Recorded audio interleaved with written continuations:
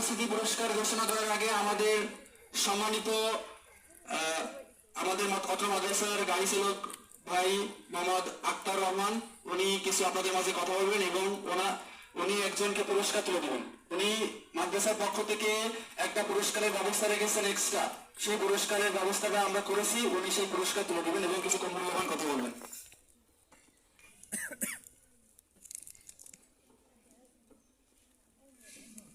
সম্মানিত সুধী, আসসালামু আলাইকুম।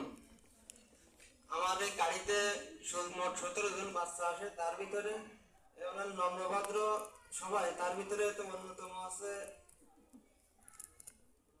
নাইম। নাইমকে মাদ্রাসার পক্ষ থেকে পুরস্কার দেবে। আমি পুরস্কার তুলেছি নাইমের হাতে। নাইম কই? নাইম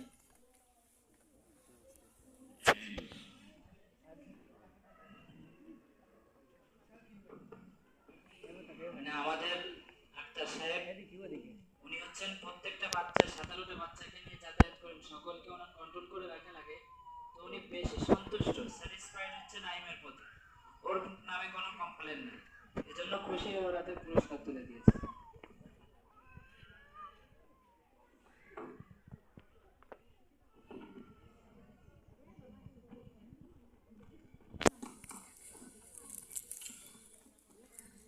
আলহামদুলিল্লাহ, আমাদের আক্তার ভাই উনি সুন্দর একটা উদ্যোগের ব্যবস্থা করেছেন, যেটা আমাদেরকে উনি জানিয়েছিলেন যে এরকম একটা যদি পুরস্কারের ব্যবস্থা আমরা করতে পারি তাহলে ইনশাল্লাহ আগামীতে আমাদের দেশের সকল বাচ্চারা আছে তারা খুব সুন্দর সুশৃঙ্খল ভাবে এবং পরিবেশ বজায় রেখে আমাদের মাদ্রাসার গাড়িতে যাতায়াত করতে পারবে।